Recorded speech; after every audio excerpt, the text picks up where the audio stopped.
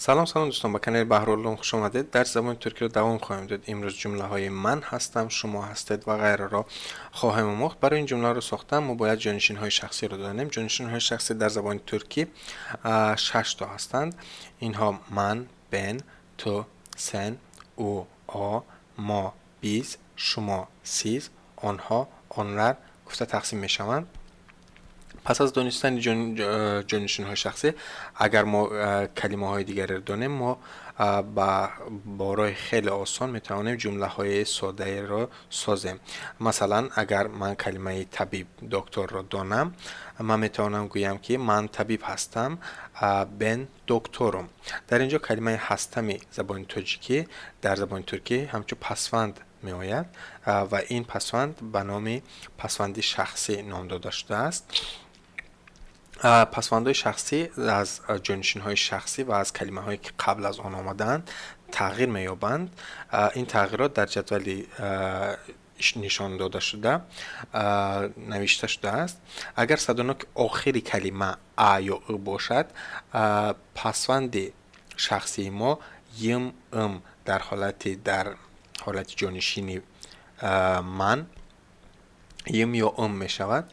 در حالت جانشینی سن سن می شود. در حالت جانشینی آ نداریم پسوند. در حالت جانشینی بیز یز یا از. در حالت سیز سنز و در حالت آنلر لر. اگر صدانک آخر ای یا ای باشد و جانشین شخصی ما بین باشد، یم یا اینکه ایم. اگر جانشین شخصی ما سن باشد، سین. اگر جانشین شخصی ما آ باشد، پسوند نداریم. اگر جانشین شخصی ما بیز باشد، یز یا ایز. اگر جانشین شخصی ما سیز باشد، سینیز. اگر جانشین شخصی ما آنلر باشد، لر. و در حالتی که صدانک آخری کلمه آ یا او باشد، یوم، اوم، سون، پسوند نداریم برای آ، یوز، اوز، سونوز، لر. و و او، یوم، اوم، سون، پسوند نداریم، یوز، اوز، سونوز، لر.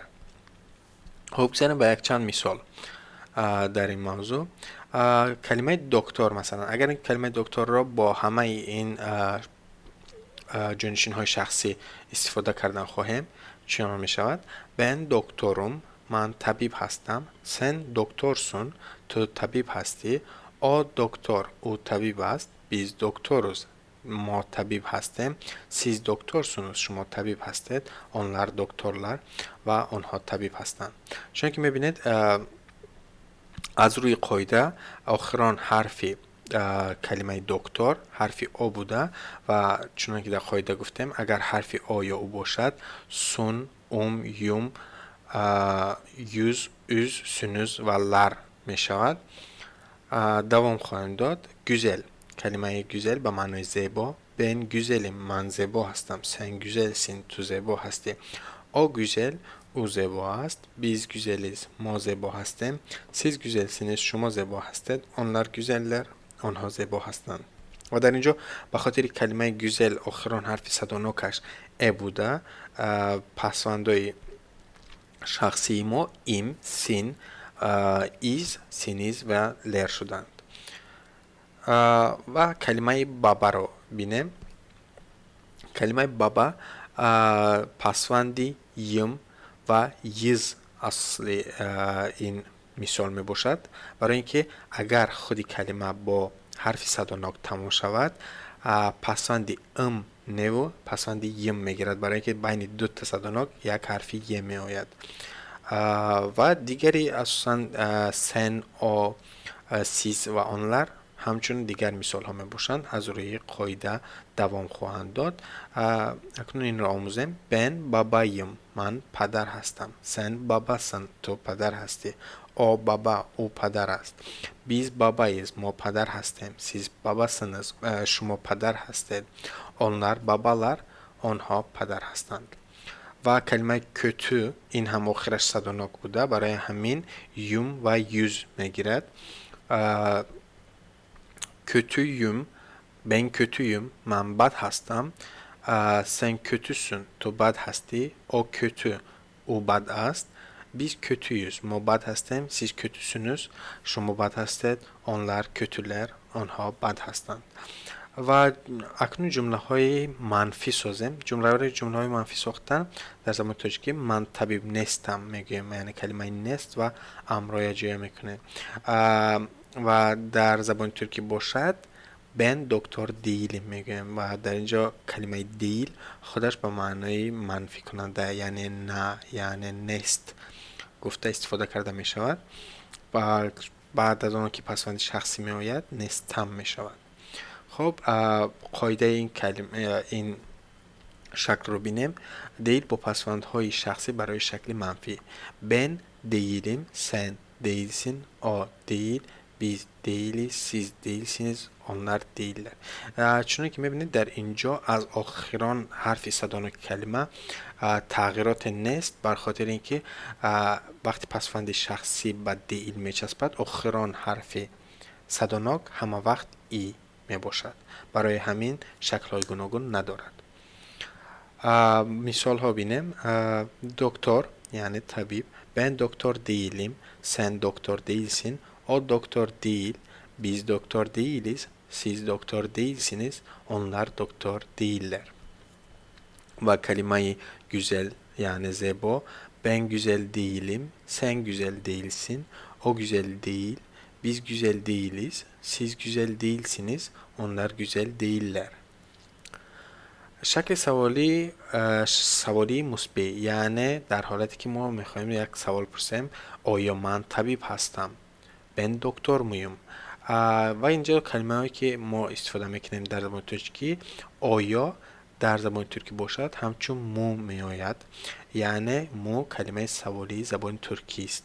اصل شکلش می، ولی به خاطر اینکه کلمه دکتر با حرف آ تمام شده است مو گرفته است اینجا. اکنون قاعده اش رو بینیم.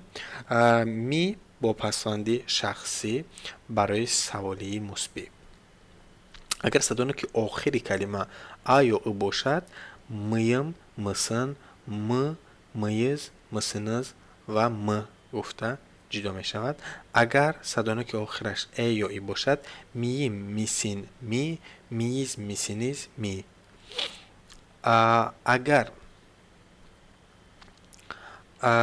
صدانه که آخری کلمه آ یا او باشد مویم، موسون، مو، مویوز، موسونوز، مو. اگر صدانه که آخری کلمه او یا da ü باشد müyüm, müsün, mü, müyüz, müsünüz, mü. و مثال ها رو بینیم. کلمه دکتر. Ben doktor muyum? آیا من طبیب هستم؟ sen doktor musun? آیا تو طبیب هستی؟ o doktor mu? آیا او طبیب است؟ biz doktor muyuz? siz doktor musunuz? onlar doktor mu? و کلمه زیبا. ben güzel miyim? Sen güzel misin? O güzel mi? Biz güzel miyiz? Siz güzel misiniz? Onlar güzeller mi? شکل سوالی منفی. در حالتی که ما میخوایم که پرسیم که آیا من طبیب نیستم در زبان ترکی باشد ما کلمه دیل یعنی منفی کننده را، کلمه نه و کلمه می یعنی سوالی را با هم در جمله استفاده میکنیم و این جمله سوالی می شود. مثلا آیا من طبیب نیستم؟ ben doktor değil miyim؟ خب قاعده آن را ببینیم. değil می با پسوندهای شخصی برای سوالی منفی. ben değil miyim? sen değil misin? o değil mi? biz değil miyiz? siz değil misiniz? onlar değiller mi؟ خب در اینجا değiller mi کمی از دیگرها فرق دارد ولی با مرور زمان با تکرار شما این در زبانتان خواهد پیچید و خواهد آموخت این را به آسانی. خب با مثال ها پردازیم. ben doktor değil miyim؟ آیا من طبیب نیستم؟ sen doktor değil misin؟ آیا تو طبیب نیستی؟ o doktor değil mi؟ آیا او طبیب نیست؟